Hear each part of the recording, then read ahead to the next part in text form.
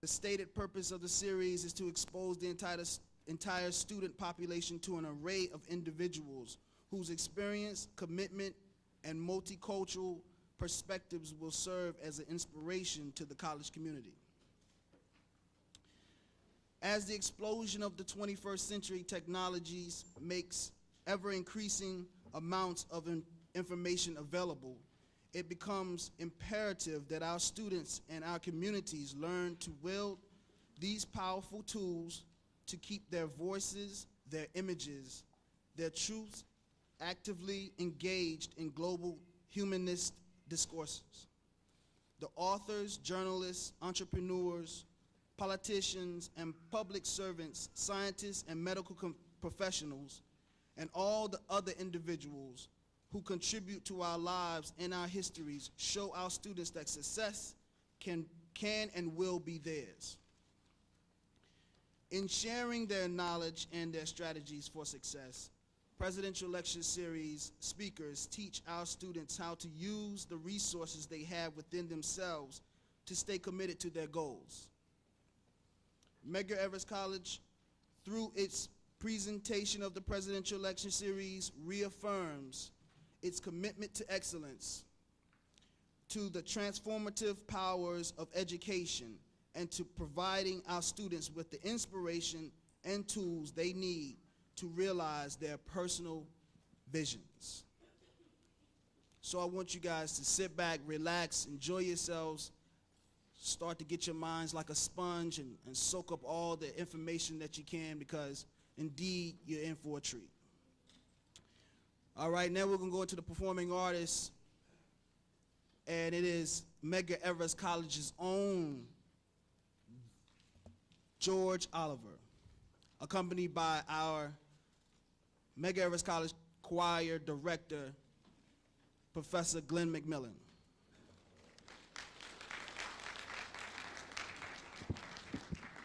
Good evening. My name is George Oliver. I am originally from Dallas, Texas. I'm proud to be here in Brooklyn now. I want to extend to you an invitation. On this coming Monday, 6 p.m., we will be opening back up, starting a little late this year, but better late than never. The Imani Singers will be here for you. We welcome all of you to come and participate in this renowned group here at Medgar Evers College. That'll be Monday evening at 6 p.m. For more information, you can contact Professor Glenn McMillan. I'm going to sing two songs from our history for you. The first will be a song called I Open My Mouth to the Lord, and I think I should explain a little bit. This song would be sung, it is set to have us reflect on a very, very overcoming past. Our African-American people who were enslaved in America and around the rest of the world had a very unique experience when they were trying to get out of slavery, back when slavery existed. There would be a time where their own escape would not necessarily be from the plantation to escape to freedom, but an escape just to worship. And so they would escape into the woods and into the creeks and the bayous, wherever you lived, to go and have tent meetings where they would pitch a tent that they would have like blankets and things that they would dampen the sound, and 2 or 3 would gather together to sing songs that they wrote themselves because they wanted to defy what they considered an unjust law that said that they could not praise a God that they wanted to serve. So this is the struggle with which we have, that we would open our mouths to this higher power. We won't turn back. We will go. We shall go to see what the end is going to be.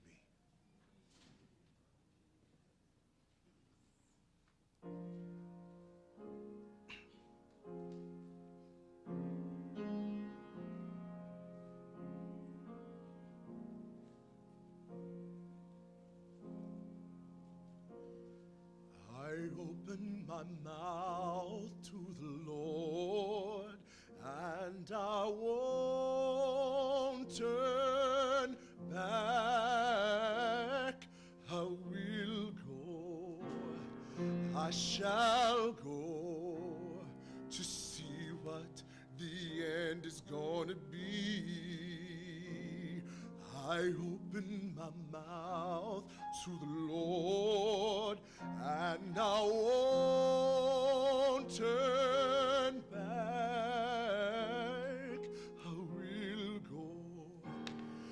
shall go to see what the end is going to be. Amazing grace, how sweet the sound to see what the end is going to be. You know I once was lost, but now I'm found to see what the end is going to be. I open my mouth to the Lord, and I won't turn back.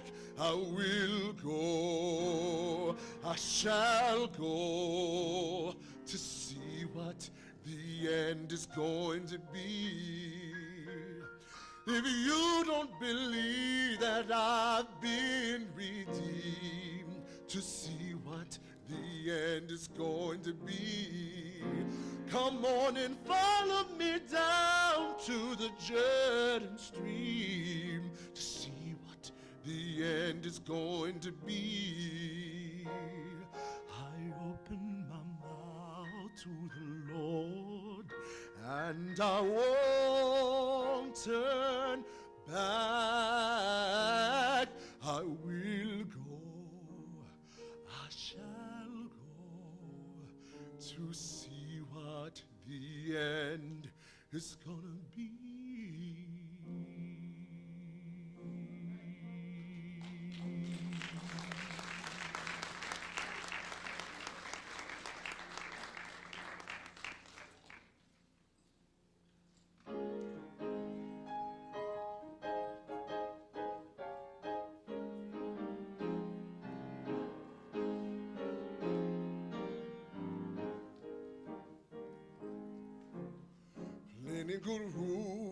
Plenty good room in my Father's kingdom. Plenty good room, just to choose your seat and sit down. Oh, plenty good room, good room in my Father's kingdom. Plenty good room, just to choose your seat and sit down. I would not be a sinner. I tell you the reason why. 'Cause if my Lord should call on me, I wouldn't be ready to die. Plenty good room, good room in my Father's kingdom. Plenty good room, just to choose your seat and sit down. Hallelujah, sister, plenty good room, good room in my Father's kingdom. Plenty good room, just to choose your seat and sit down. I would not be a backslider. I tell you the reason why. 'Cause if my Lord should call on me, I wouldn't be ready to die. Plenty good room, good room in my Father's kingdom. Plenty good room, so just to choose your seat and sit on down.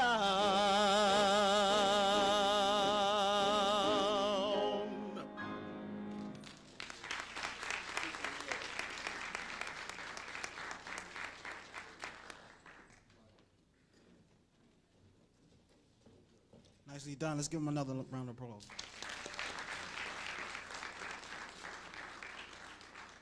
Okay, next we will have the introduction of the lecture. There's a correction in the program.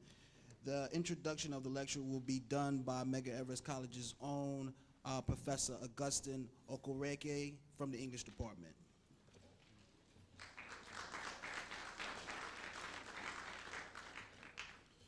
Good evening. When I was asked this afternoon to introduce Professor Gregory Padlo. Originally on the program, it was Professor Linda Jackson. I said, oh no, I can do it. I never hesitated because I know him too well. We have done too many things together. Not the kind of things you think about, though. And so I said I will, introduce Gregory Padlo on two levels. One as a colleague and the other as a friend. As a colleague, we have to do the official things we need to do. And so I have to read the script about him, which is very, very handy here. And then I'll talk about him as a friend. Gregory Padlo is a New York Foundation for the Arts Fellow in Poetry and has received a translation grant from the National Endowment for the Arts. He has received other fellowships from the McDowell Colony, the Seaside Institute, and the Kavekanan Foundation.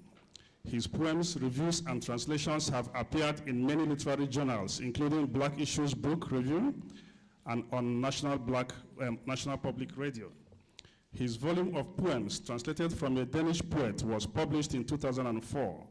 He holds a Master's of Fine Arts degree from New York University, where he was a New York Times Fellow in Poetry, and is currently a PhD candidate in English at the Graduate Center, CUNY.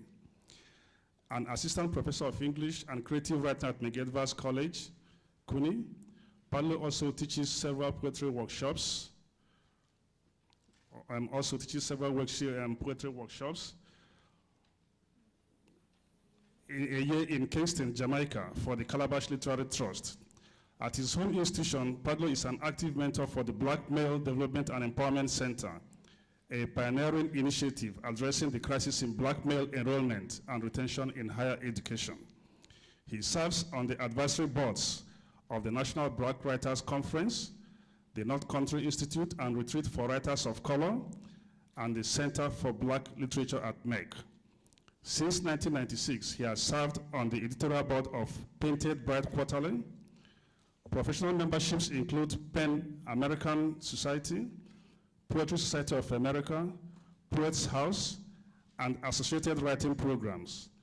Padlo will chair a panel on black male poetics and participate in a second panel on creative writing and the urban institution at the Conference of the Associated Writing Programs in New York in January 2008. His first book, Totem, was chosen by Brenda Hillman for the 2007 American Poetry Review / Honigman Prize, and is the first book by a person of color to win this prestigious national prize.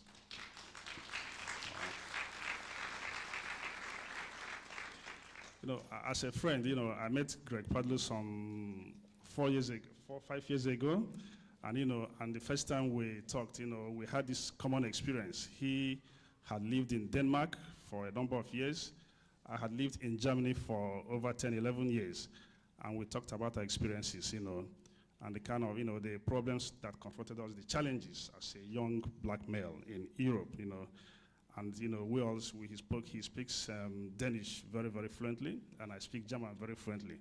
And so we had a number of issues. And actually, I saw in him a young man, from his resume, well published, a role model, somebody you may want to look up to, somebody we may want to, look up to his achievements, his accomplishments, and really want to strive to be what he is, And on a humorous note, he has invited me several times to several parties in his house.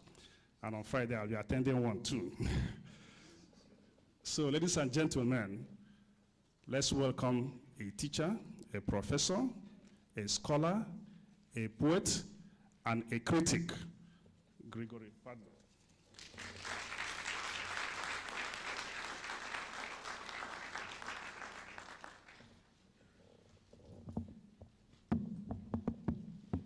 We won't get into what goes on at those parties. It's all good, It's all. The kids are not always there, though. So I'm listening to the bio that you all have in front of you, and I'm realizing that maybe some of us don't quite understand what these things mean. I know there was a time, I get kind of self-conscious about this, Because there was a time when, I'd attend a lecture by some person I'd never heard of and be told, oh, you should appreciate this person. Well, why? What has that person done? What does that mean to me? So when we hear Gregory Pardlow was a New York Times fellow at NYU, when we hear he has fellowships from the New York Foundation for the Arts or from the NEA, what you might recognize is, or what I can tell you about the meaning of that, is that the National Endowment for the Arts sent me a check for $10,000 because they liked the translations that I did. The New York Foundation for the Arts sent me a check for $7,000 because they liked my poetry. The New York Times sent me a check for $10,000 and paid my way through graduate school at New York University, 2 years of graduate school tuition, because they liked my poetry. I know it sounds like, when I put it in dollars and cents, it sounds like bragging, but the thing is, I don't think about my accomplishments in terms of the dollar figures that are associated with them. And whenever I talk about it as a poet, when I talk to people who are not literary people, not inside literature, and I say, well, my first book won the American Poetry Review Hahnemann Prize. The first question is, well, did you get any money for it? It's like, well, yeah. So they sent me a check for $3,000, right? So, woo, that's great. Well, no. What you don't understand is the larger picture that I'm the first person of color to win this prize. This is a nationwide prize where people from graduate schools all across with graduate degrees all across the country who have been publishing in journals and working very hard on their manuscripts, to some 850 competitors, my book was chosen, right? So, and out of that comes, thank you, thank you, Nancy. And out of that comes invitations like the one I enjoy right now, and I'm very honored to be present and spend some time with you all, as well as invitations to colleges and universities all across the country. So when Dr. Okereke says he's someone you should look up to and aspire to be like or whatever, and of course that makes me cringe because we don't ever think about ourselves in that regard. But if there is something that I am very proud of in terms of modeling, it is that there are precious few black men traveling the country reading poetry. So we look at shows like Russell Simmons' Def Poetry Jam, and we think, oh, that's what poetry's like. Well, no, that's Russell Simmons' Def Poetry Jam. And outside of that, poetry slams are happening in bars and clubs all over the country, yes, but the people who are participating in those events are largely local people, right? The big gigs, so to speak, the big university presentations, and the big library presentations are done by people who have published books and have had some acclaim for those publications. All right. So I'm thinking, what is it that determines, or that's sort of important when I look back over the course of my career? And it is this issue of understanding, of translating what accomplishment is, right? So for me, I can pat myself on the back for this or any number of things, and I look around at my colleagues and I think, wow, I'm really proud and honored to be among these people I respect so much.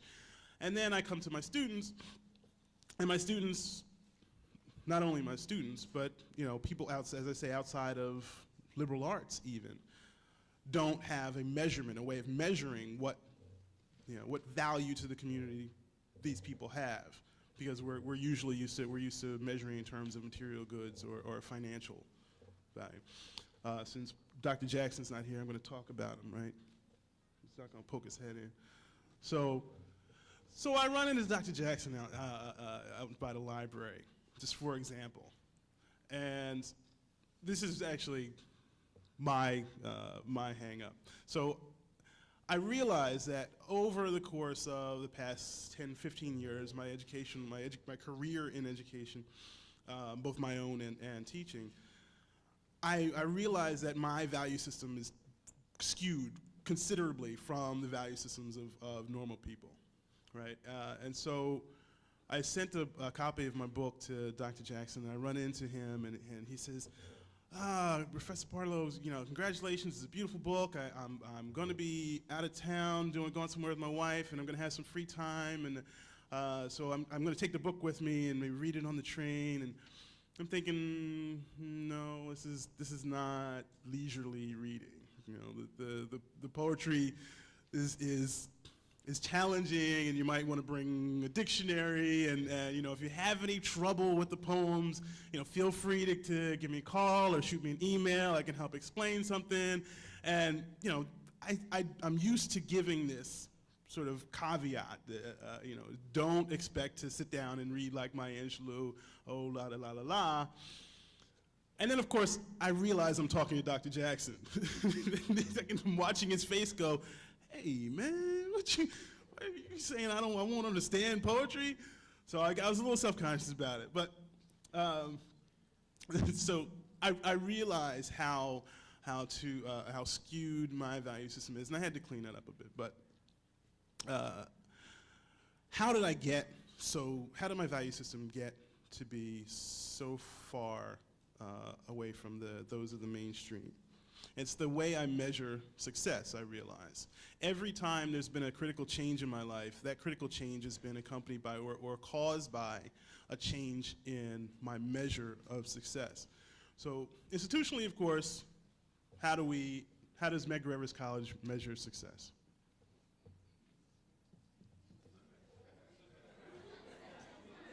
Oh, that's right, one student at a time, right? So we hear this over and over again. We got it ingrained. We know it. How do you measure success? One class at a time. Right, so one of the things that I realize, and one of the things I challenge us to think about is, why do we measure whether or not, first of all, we think about qualifying success? What is this success as compared to this success as compared to this success? Do we think about that? And if we do, first of all, if we don't, let's begin to think about it. If we do think about it, what distinguishes one level of success from another? So looking back at my life, of course, elementary school, high school, over those years, primary education, it's very easy to determine success. There's immediate feedback. Your teacher says, you got so many A's and so many B's, and you're a good kid, you stay out of trouble, and keep it up. Sounds good.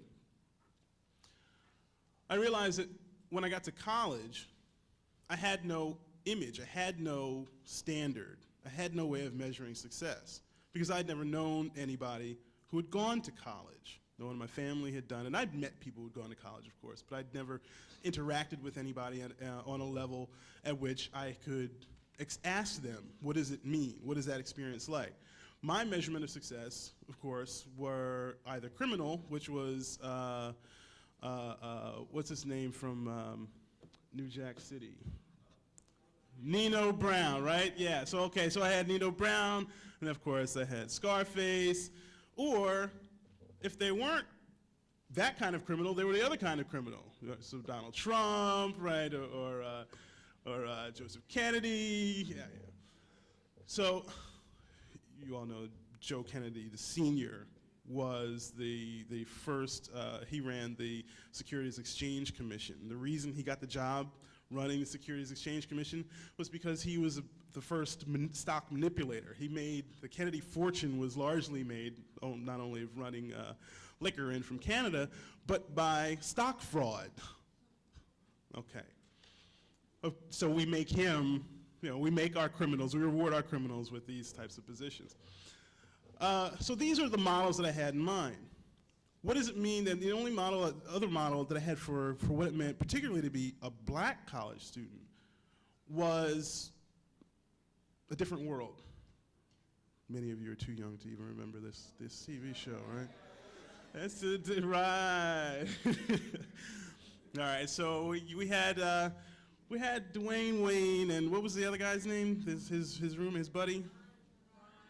Ron. So Dwayne and Ron are holed up in this mouse-infested, roach-infested apartment with no toilet paper. You know, and so, okay, Nino Brown, no toilet paper. Joseph Kennedy, no toilet paper. Why would anyone do that to themselves? I just couldn't understand why anyone would put themselves into that position.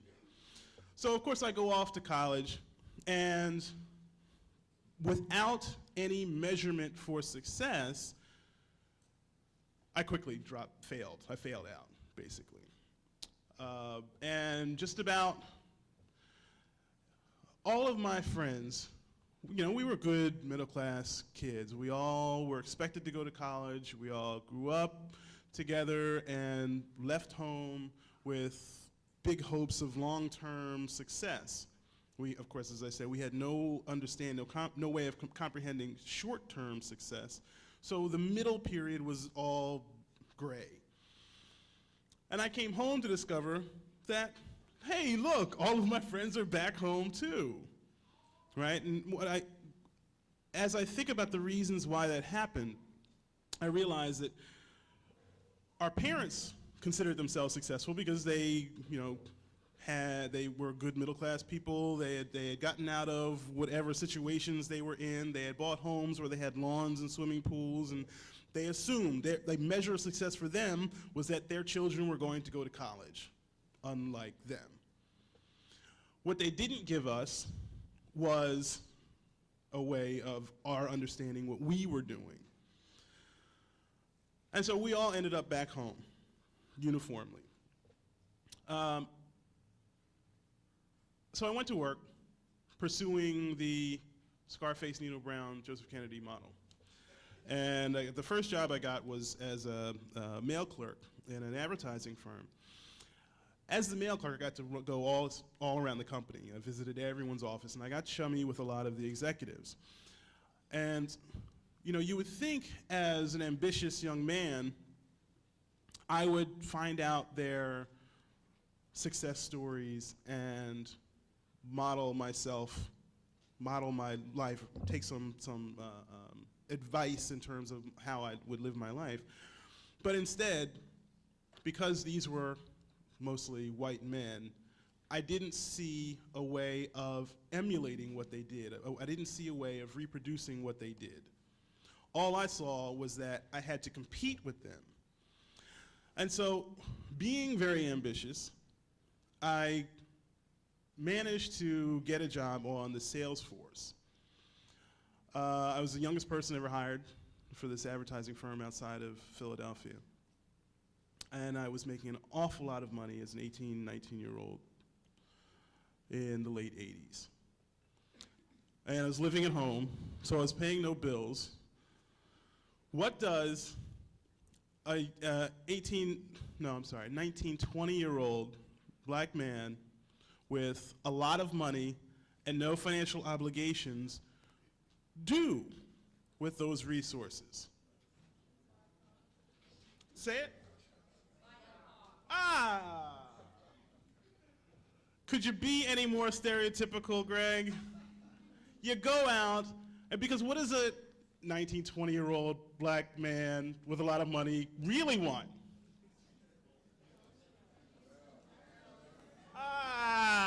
Girls, right. No, not power, no, not long-term financial security, no, just come on. So yeah, 19, 20-year-old Greg, instead of putting money away for college to get back to college, no.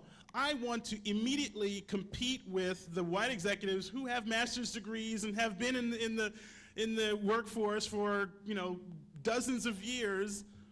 I want to be like them so bad that I'm going to make pretend, even when I have earned this money legally, you know, and by all legitimate means. So I go out and I buy this silly car.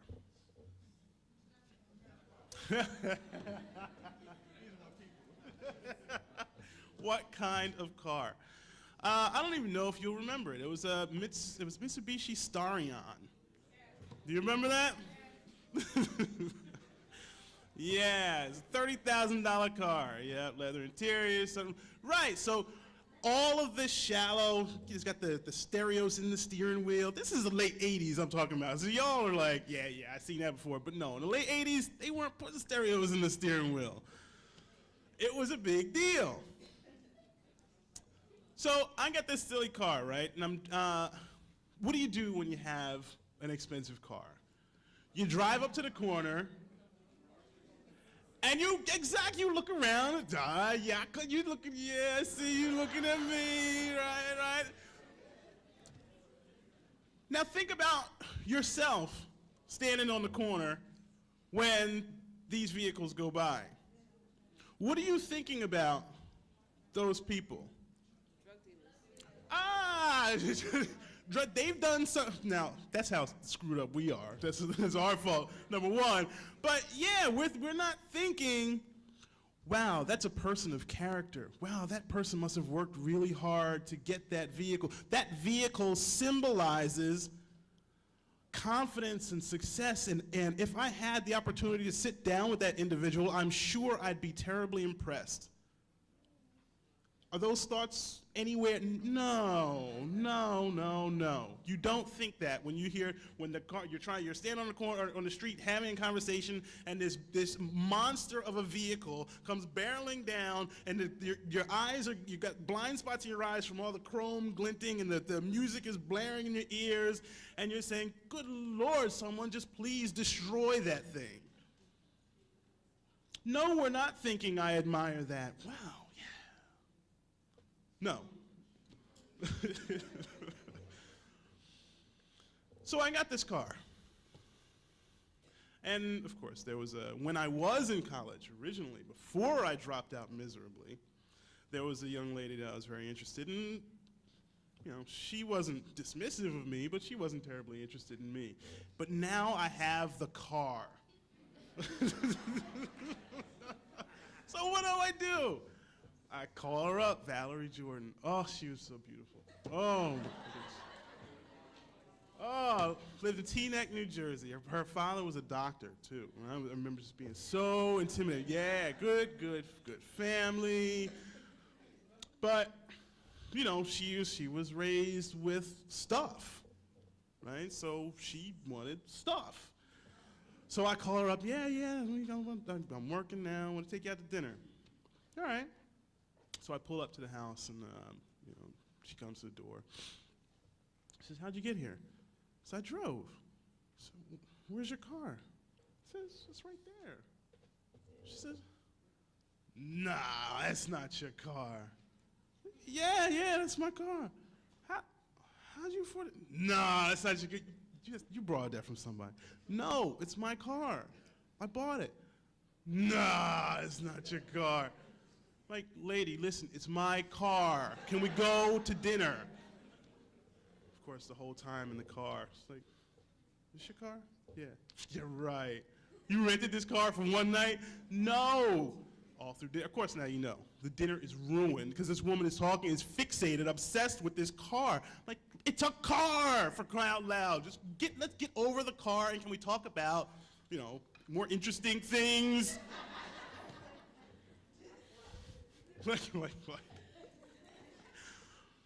Like the state of the condition of our culture.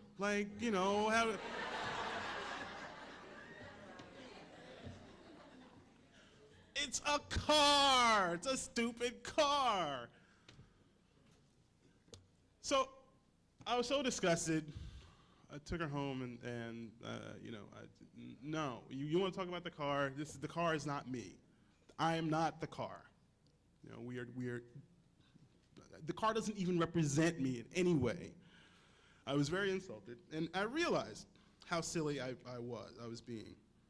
A few months later, I'm driving this, and now, the car becomes annoying. Now I'm associating the car with negative things.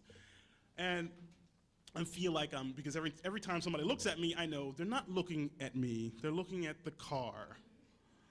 No, it's not. It's no compliment to me. It's a compliment to the people who designed the car, maybe. A couple months go by, and I'm driving down New Jersey Turnpike in the car. What happens? Of course, could you be any more stereotypical, Greg? The police pull me over, and the policeman says, "Whose car is this?" It's my car, officer. Nah, it's not your car. Yes, it's my car. Nah, it's not your car. Why don't you sit? Yeah, why don't you sit in the back of my car while I figure out whose car this really is? So here I am, thinking I'm very successful, and there's my car that I'm looking at the back of that looks like this big, now it looks like a big clown head because it's so ridiculously ostentatious, and I'm just overwhelmingly disgusted by this car now. I'm sitting in the back of a police car while this officer figures out or determines that it's actually my car. And of course, when he does determine that it's my car, now he's mad. Officer, could I shut up? You wait until I'm done. I'm not done. He's going to punish me now because I have this car, right? So we know this story. Not to say that the officer wasn't wrong, and it makes me very angry and frustrated that these types of things happen, but I don't want to fight over a car. That's not the civil rights movement that I want to pursue, right? That young black men have the right to drive ridiculously ostentatious cars all over America. No, that's not the fight I want to have. So now I'm done with the car. I'm annoyed with the car. How do I measure success now? I have to figure out for myself. I want to measure success in a way that is not separable that is inseparable from me, a way that is a reflection on my character, on what I accomplish. And it's not simply fame either. So we've all seen people who have worked very hard and have achieved a level of fame that, when that fame is gone, they lament, I realized that people weren't really interested in me, they were interested in my fame, right? So, for example, my brother, Robbie Pardlow, was in a group that some of you might have heard of. I love this. Men with their children.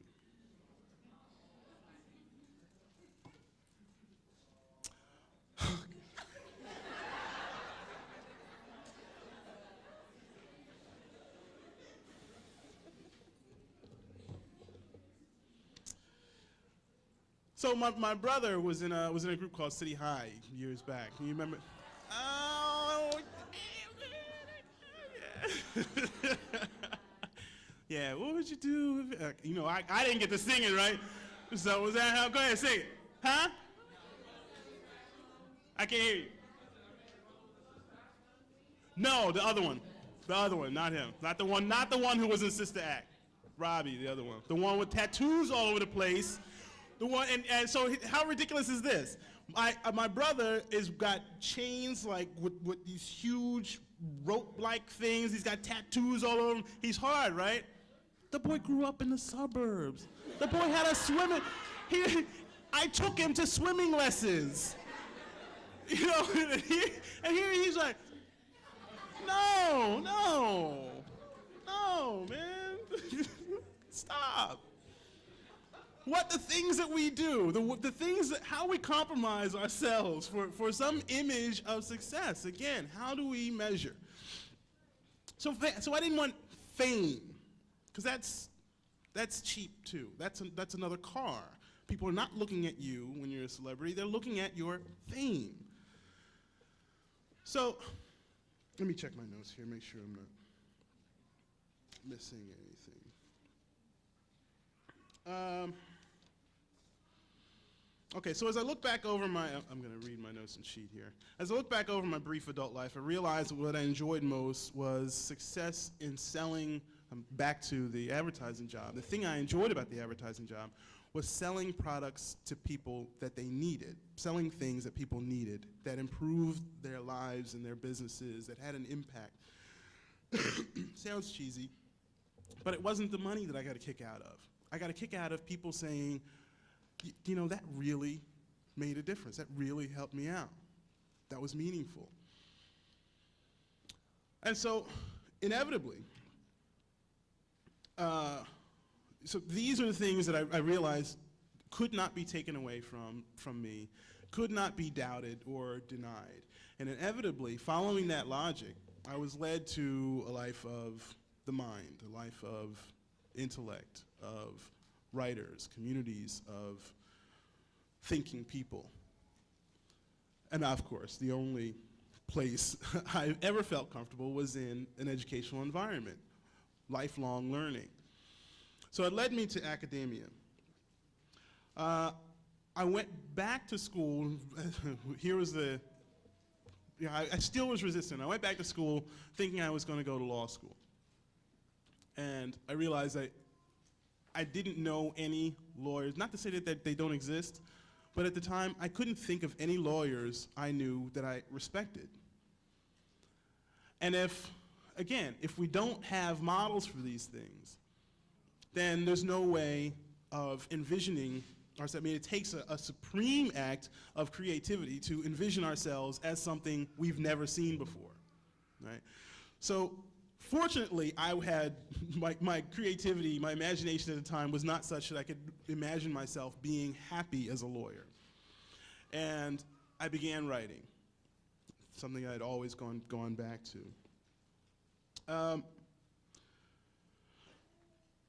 Okay, so as I say, I had no idea that one could get a full scholarship for writing poetry, right? I knew you can get a scholarship for playing ball. I knew you can get a scholarship for playing music, but I didn't know people would pay for you to be intellectual. I'm sorry, I'm getting a little excited here. I did not know that these things were possible.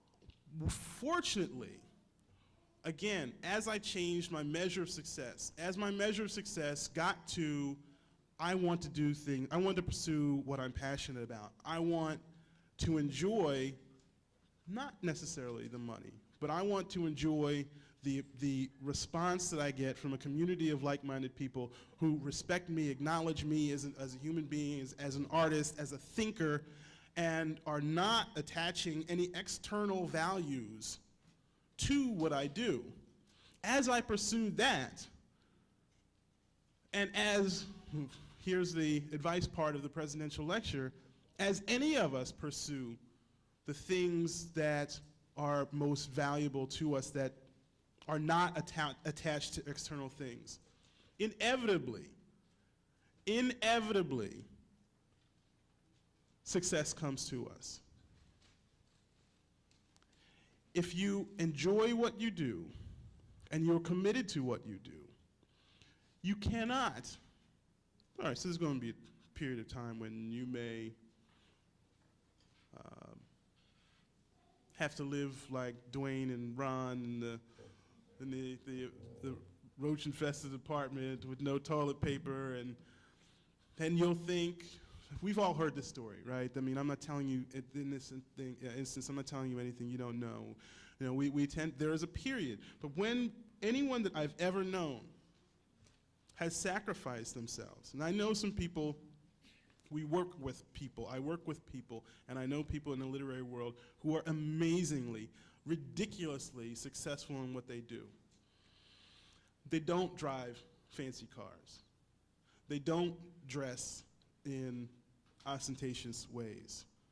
They don't carry themselves like they have anything to prove, because there's obviously the self-satisfaction of being good at what they do.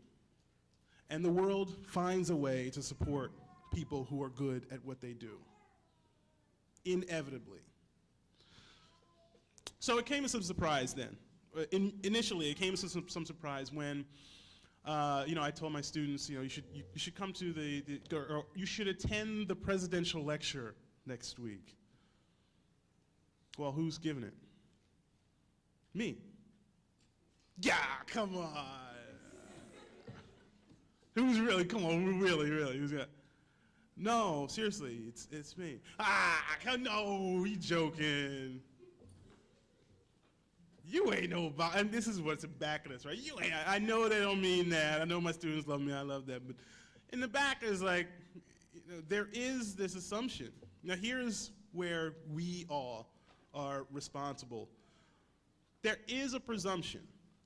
We at Medgar College, there is a presumption as people of color, as Brooklynites, as immigrants, as whatever marker you want to identify yourself by, we at Medgar College presume that if the person is standing, that there is someone standing in the classroom in front of me, that person cannot have accomplished outrageous things. We assume that they are, yeah, you might have gone to school somewhere, yeah, but you're here probably because you can't get a job anywhere else. I mean, this is honestly, this is what we think. And once you scratch the surface, and this is a conversation I had with my students eventually, was that we have one of the most highly accomplished English departments in all of CUNY at little old Medgar College.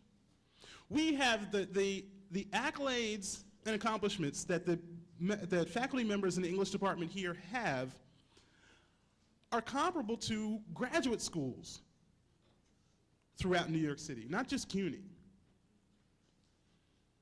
So when we scratch the surface and actually begin to expand the way we measure success, other than the superficial, other than the markers that we're used to measuring success by, then we're open to understanding the things that people are motivated to do that don't follow the sort of stereotype. Why would you go into academia? Why would you pursue a life of the mind? Why would you pursue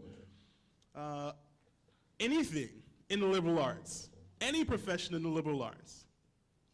If it doesn't have a certificate attached to it, if it doesn't have a guaranteed job attached to it, on the one hand, on the other hand, if it doesn't have fame or fancy cars attached to it, why do it? These are the only models we have. These are the only means of measuring success that we have. And so my suggestion is that we talk to people who do things that are unfamiliar to us. We think we know what we want out of life, most of us. Begin talking to people who don't look like your model of success. Find out what they do. Figure out for yourself a way of appreciating. They're here, they're doing something. How is that valuable in the world? Maybe you'll discover that no, it's not valuable.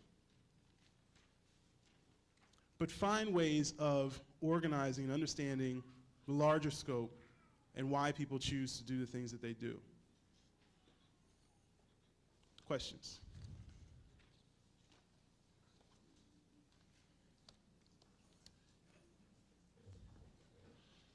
Response, please. You can either stand up there or there's a microphone here. I don't know if your voice carry. Okay. How long did it take you to finish school? Very good question. You want me to embarrass myself, right? No, actually, yeah, you're right. No, it's not embarrassing at all. So at first I went to school in '87. I was back home by '88. Rutgers.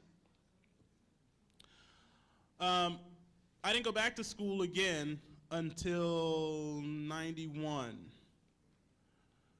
And at that time, during that time, I put together the study abroad program at University of Copenhagen in Denmark.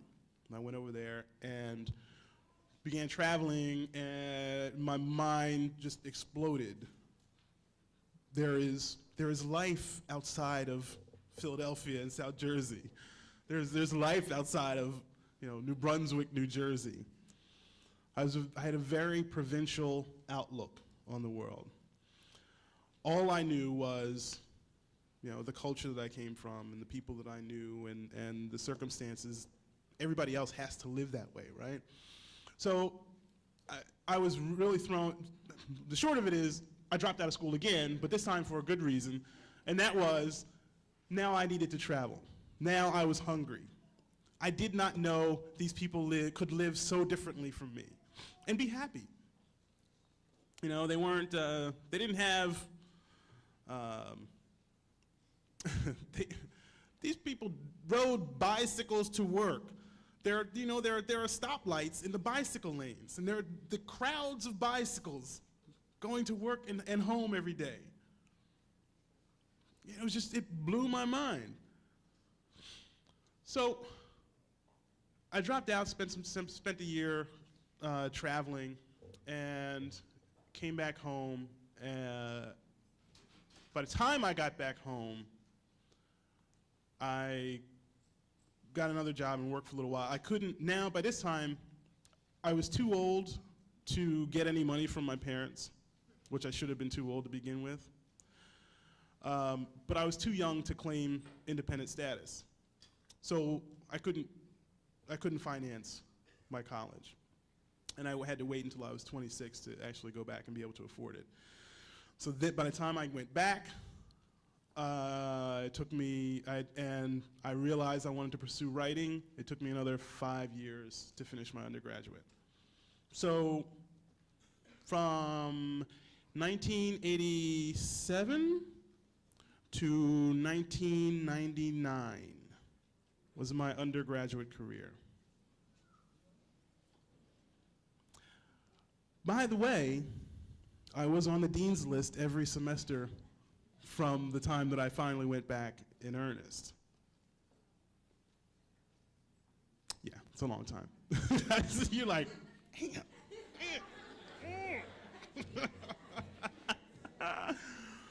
But most of I see, but the reason for that is not, the reason for that is financial, right?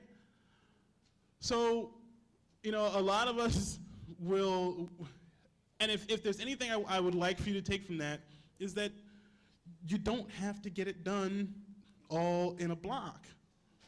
You get your money together, get your head together. For sure, do not waste your money. Do not pursue something because your parents told you to do it. Do it because you're invested in it. You're committed to that. Don't do something because, well, unless you have the resources to afford it. I promised myself I would always get a bachelor's degree. In what? I don't know. It doesn't matter. I'm determined to get a bachelor's degree. All right, if you can afford that, fine. But if you can't, get your ducks in a row before you commit to something that is as potentially expensive as a college education. What was it over here? Yeah. What kind of car do you drive now? I don't drive a car. I ride a bicycle. I ride a bicycle from Quincy between Tompkins and Troop to Medgar College on Bedford Avenue. I have a wife I have a 2-year-old daughter and another child due in January. Thank you. Yeah, keep going. They don't ride bikes, no. But I have a seat on the back of my bicycle, and I take my daughter to daycare in the bicycle seat. And we both have our little helmets, and we go trucking down DeKalb Avenue, boy. Go ahead, bro. Man, I knew that question was going to come up. Valerie Jordan. Man, that woman was fine. Yeah, right. No, I told my wife about Al Jordan. Yeah, she was, you know what? But the thing is, my wife is beautiful. My wife is beautiful, and my wife did not need a car, did not need anything from me. In fact, my wife has degrees from Harvard and Princeton. My wife grew up in Bushwick, by the way. Went to Philippa Schuyler. She has degrees from Harvard and Princeton. She did not need anything from me. And so in terms of, so what we're talking about again, how do you measure success? Do you measure success by someone who says, is that your car? Or do you measure success by someone who says, what do you think about this? Of course, I had to step up my game considerably to be able to deal with that. But it made a world of difference. Because we challenge. She certainly challenges me, and I have to keep up with her. The woman is far smart. I would never admit it in front of her, but she's far smarter than I am. She better not be. Yes.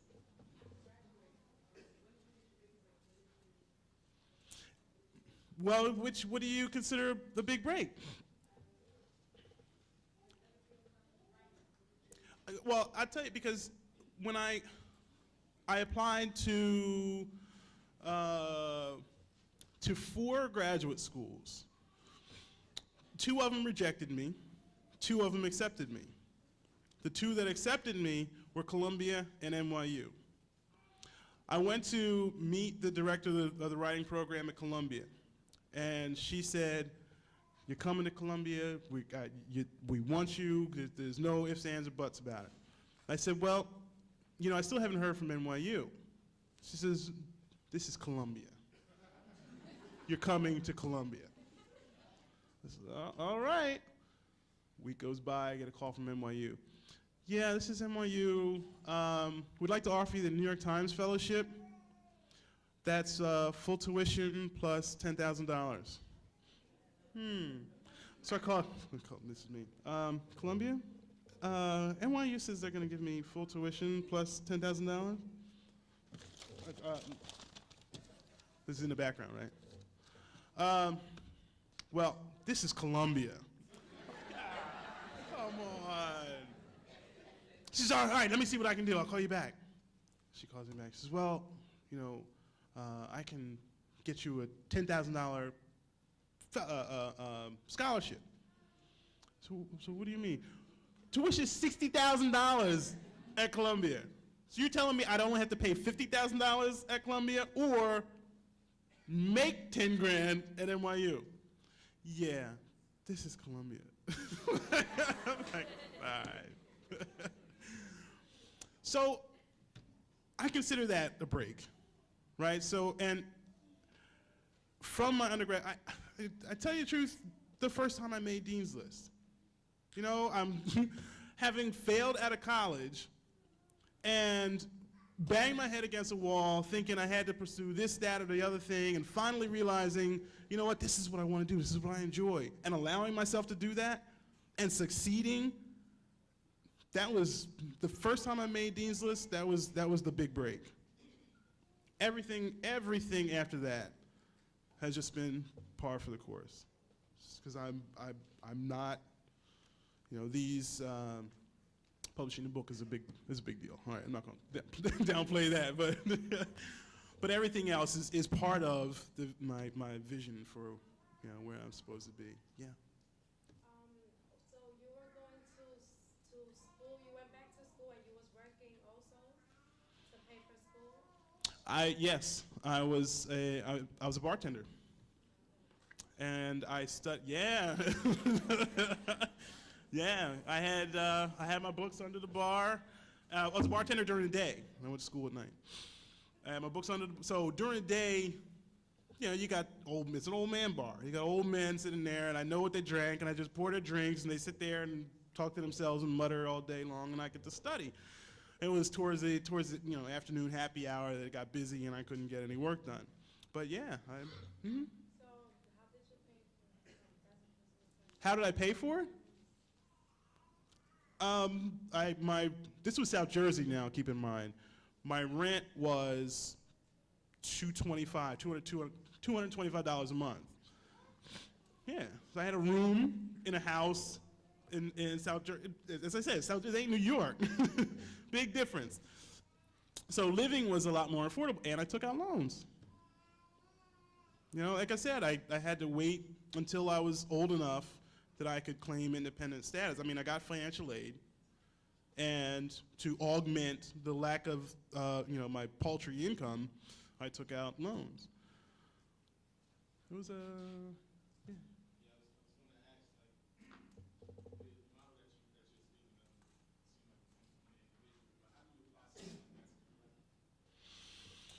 yeah. Okay, so how do we set standards, measurements for success on a community-wide level?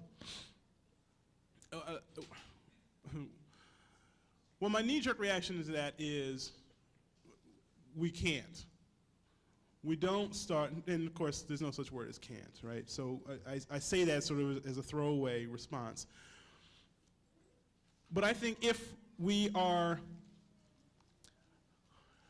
I think this is the model, actually. As individuals, if we are pursuing what we care about, if we are, number one, even, as I say in class all the time, as critical thinkers, if we are determining what is of value to us as opposed to allowing outside forces to determine what is of value to us, right? So somebody tells me I have to wear this, that, and the other thing. Somebody tells me I have to spend my money on,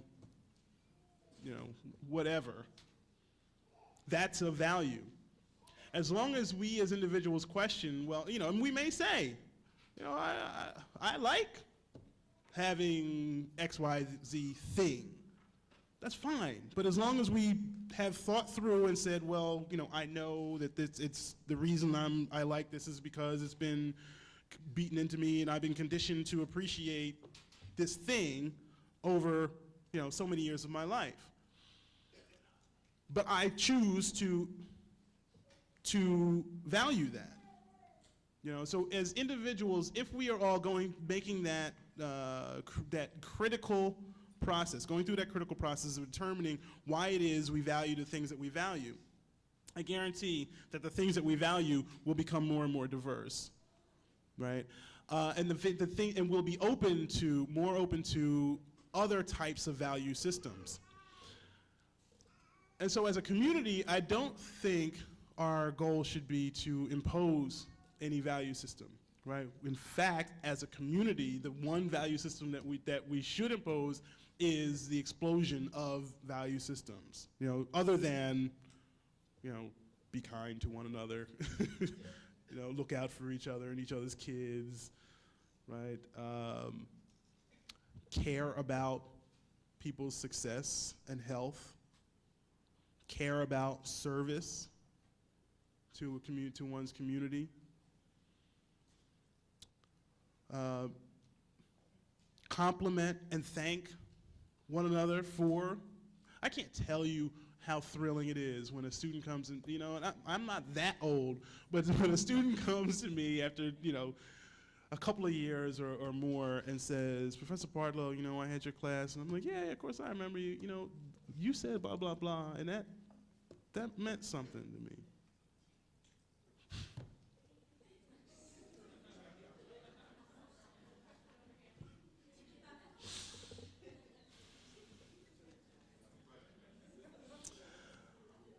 Yeah. Good evening.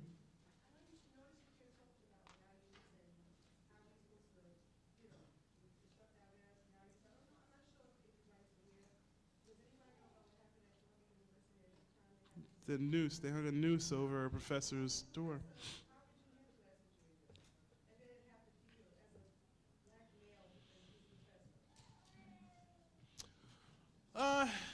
That's a good question. Now, on the one hand, so I'm very critical, so oftentimes I'm critical of professors who work in environments that are not specifically serving communities that they may be so historically tied to. So in other words, why am I teaching at Medgar? It ain't because I couldn't get a job anywhere else. But I teach at Medgar because it means a lot to me to live in Bed-Stuy, to teach people that look like me, to care about, to feel comfortable in the environment. To not be self-conscious. I spent my life in environments where I was the only black man in the room. And it ain't comfortable. I'm tired of it. Yeah, right. So, I wouldn't put myself I'm not at a point in my life where I would put myself in a situation where someone would put a noose over my door. So it's difficult for me to identify, to imagine that scenario. It's also difficult because I know it would trigger all kinds of emotional responses in me. And I don't trust the way I would respond. I don't know if I could maintain my professionalism if that happened to me, right? So the professor in this circumstance has probably very smartly chosen to remain anonymous. And I guess I would probably do the same and allow the situation, because one has to, in order to maintain one's professionalism, one has to separate oneself from the emotional, because this noose thing is silliness. And in order to maintain a sense of objectivity, right, we have to not take something like that personally. Because and I realize, as I say, my response would probably be emotional. What good would come from an emotional response? Question? Yeah. What would you rather have, a bad paying job that you like or a good paying job that you don't like? Oh, come on. What would you rather? You could ask anybody in the room that, right? Yeah.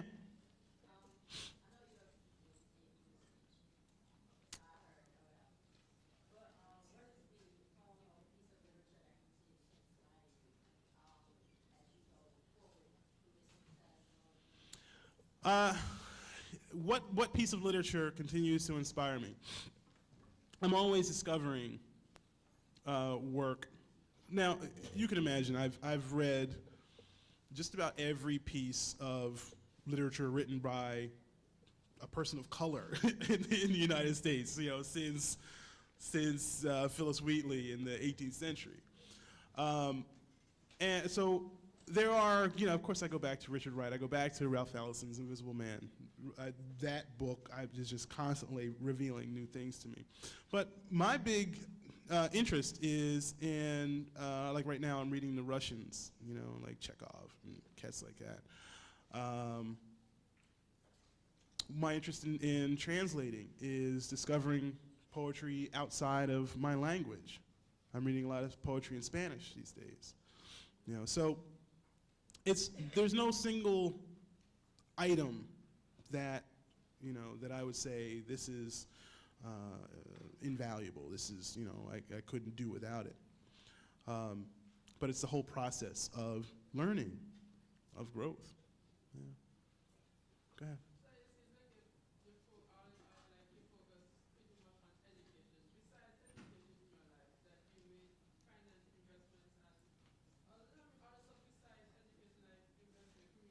I own a home. I own a brownstone in Bed-Stuy. So yeah, I go to. I'm involved with the block association. My wife does trick or treating, Halloween thing with the kids. We took kids from the neighborhood Christmas caroling last year to old folks' homes and people who we knew were shut in, weren't able to get out. So my investment is, again, you want to look at this in terms of a financial investment.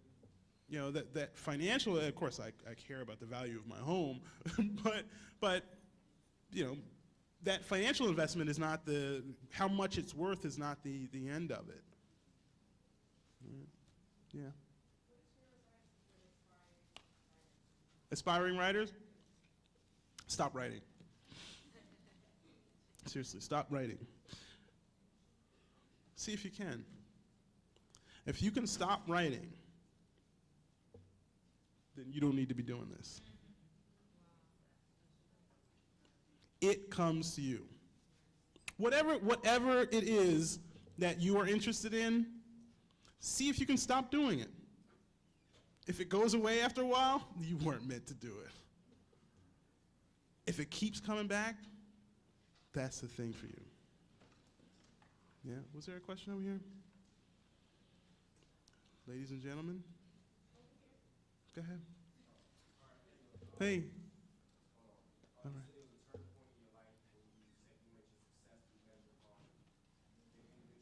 Right.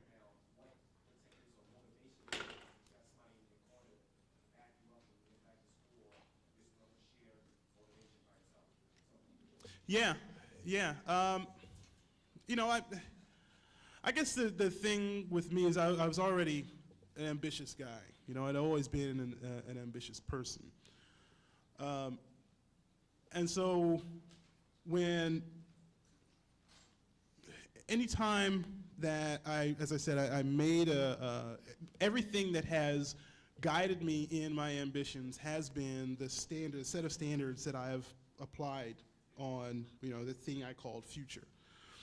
And so the big turn was when I accepted that writing had always called me. And I knew, actually the really interesting thing, the thing I found most interesting about writing is that it's not, you can't outright anybody. You can't be a better writer than anyone else. Because as soon as you set someone else's work as your standard, you're lost. Writing is only good, here's my opinion, writing is only good when the writer is self-aware, honest, invested, committed, revealing, and inward, introspective. So as a practice, all of my ambition now, as a writer, all of my ambition necessarily had to turn inward. I had to say, well, where are the most difficult issues in my life? Well, my father. Okay, I got to deal with my dad. Let's write about that. I'm not writing about anybody else's dad. I'm not looking at how other people write about their dads. I need to deal with my dad on the page. And so that's the, as far as motivation, the models are anytime I came across someone who was willing to take outrageous risks on the page. I mean, it's just courage. And it's not only on the page, you look around society, anytime someone is willing to say, this is what I care about, that takes a lot of courage. And so you look for individuals, people who think for themselves, who don't automatically, or do not easily acquiesce to the standards and value systems that our culture and our media apply to us. Does that answer your question? Getting there? Cool. One more. Where does as I say, my fears and insecurities? What are they? All right, we're not going to analyze Greg Pardlow tonight. Well, just very briefly, I'll tell you, my father was an air traffic controller. Very briefly, again, the kind of family that I come from. My grandfather worked for the Federal Aviation Administration, my mother's father, back in the 50s, right? And so I have these stories as the first black man to work for that federal agency. The reason he got the job was because somebody messed up and put white on his application. And of course, he shows up for training in Oklahoma, where the training facility was, and they had already flown him out there, but there was, of course, they were on a tizzy. What do we do with this guy?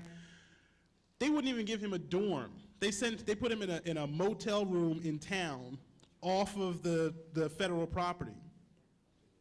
So these are the kinds of stories that I have, and my grandfather had a 10th grade education, by the way, right? My father was an air traffic controller and was president of the union local. He worked at Newark International Airport. During the 80s, I don't know how much you remember about labor history, during the 80s, they all went on strike, shut down, the air traffic controllers shut down airports all across the country. Ronald Reagan, rather than deal with the unions, fired everybody.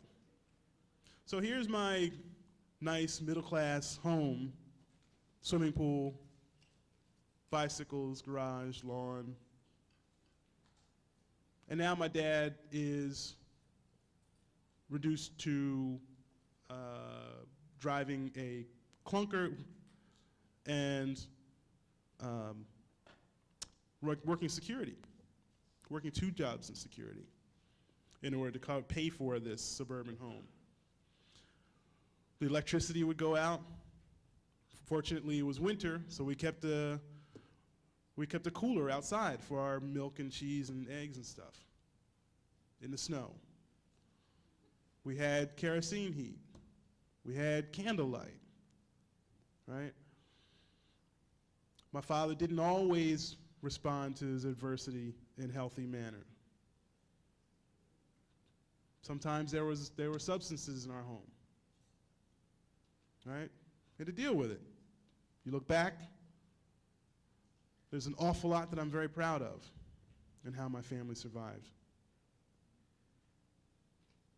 There's an awful lot that is painful. But, my brother and I, we're doing what we do. And hopefully, we're proud of ourselves. Our parents are proud of us. And to answer your question, I have an awful lot to write about.